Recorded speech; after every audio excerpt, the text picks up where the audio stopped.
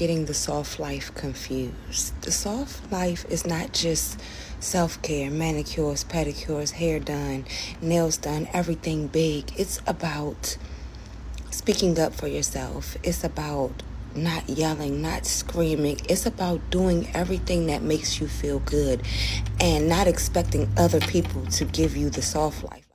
I am really loving this whole soft life era that we're in right now, specifically for Black women, because I feel like for so long we've carried the cape of strong Black woman because that's the title that the world has given us, and we've endured whatever weights came with that title.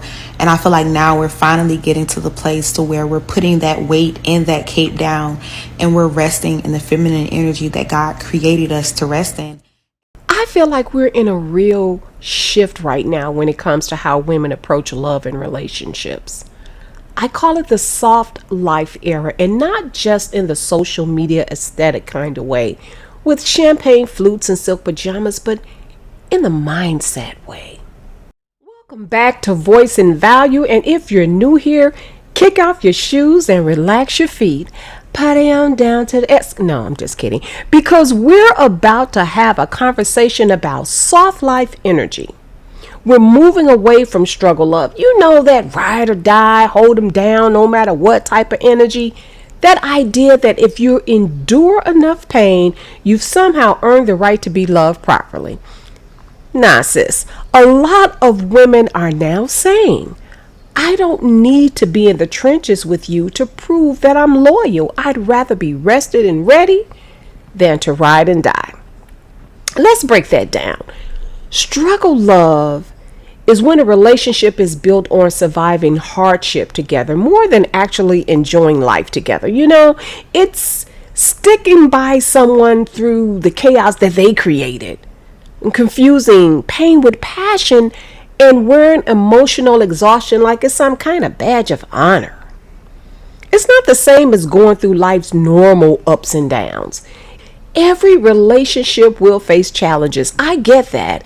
But struggle love is when the struggle becomes the norm rather than the exception. In contrast, though, the soft life era is about choosing ease and peace. Not because you're lazy and not because you can't handle a real relationship, but because you've decided that your life force is too precious to waste on dysfunction. So why are so many women choosing peace over proving loyalty right now? Well, first of all, I think social media exposed the receipts on too many of those ride or die stories. We grew up hearing about women who sacrificed everything for a man only to be left high and dry once he leveled up in life.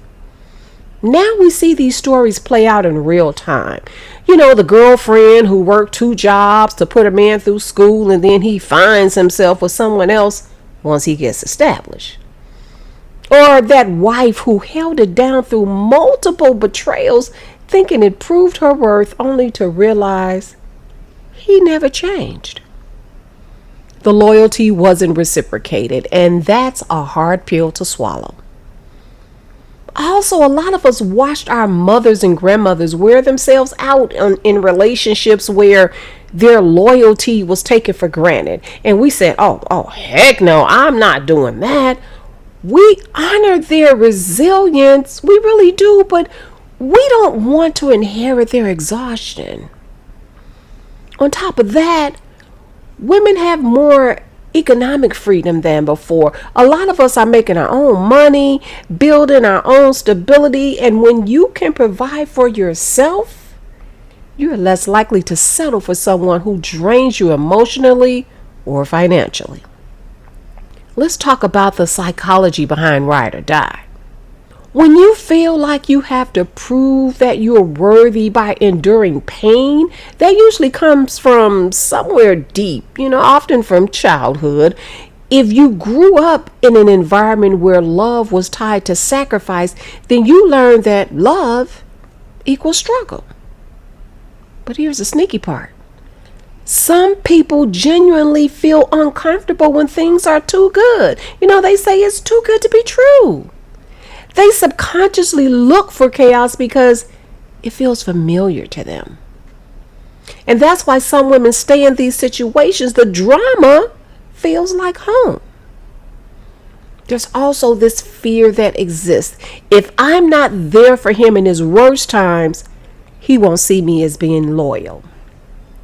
But the truth is that loyalty is not about losing yourself in somebody else's storms. Loyalty is about mutual commitment where both people protect the peace of the relationship.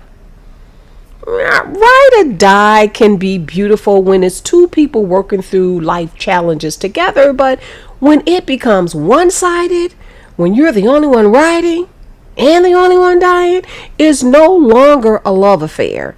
It's a slow drain on your spirit. Now, rested and ready, that's a different energy. Let's talk about that for a minute. That's saying, I will support you, but I won't destroy myself for you. Being rested doesn't mean you're passive.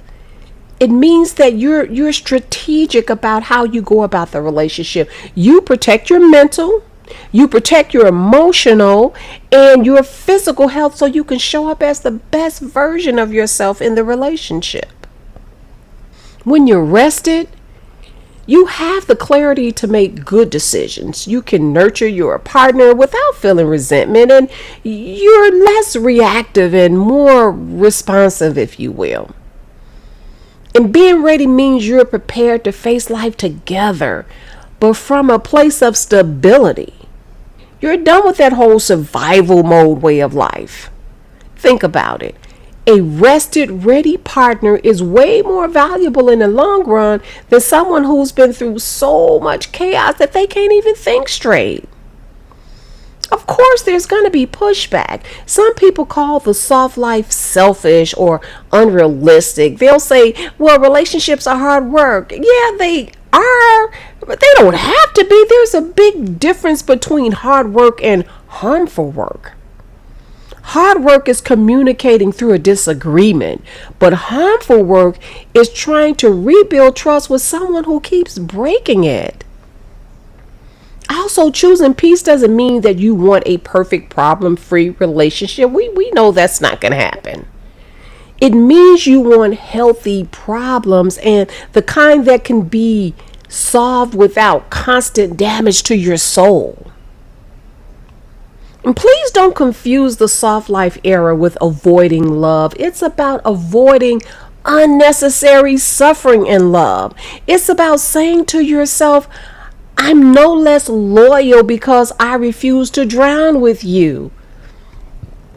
I'm loyal enough to myself to stay afloat so I can help you swim. If you want to swim, that is.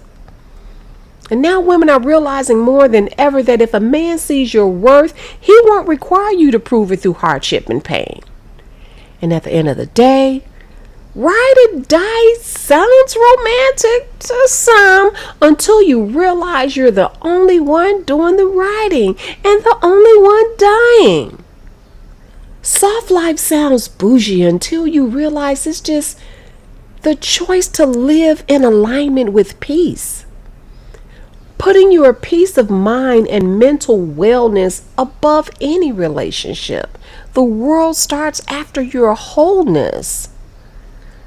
So whether you're in your own soft life era now, or you're trying to transition out of struggle love, just remember your peace is a requirement. It's not just a luxury anymore.